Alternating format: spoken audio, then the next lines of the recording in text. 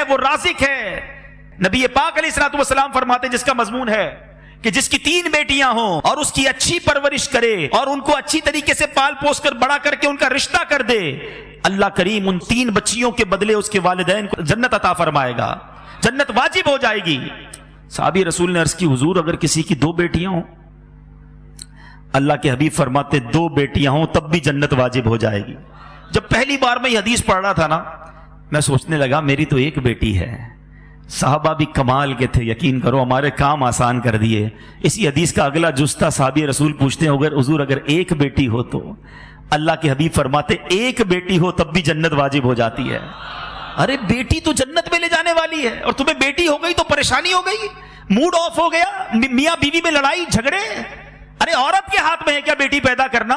لوگ طلاق دے دیتے ہیں اس بات پر کہ نہیں جناب بچیاں ہی پیدا کر رہی ہے۔ ارے اللہ کے بندو، اللہ کی بارگاہ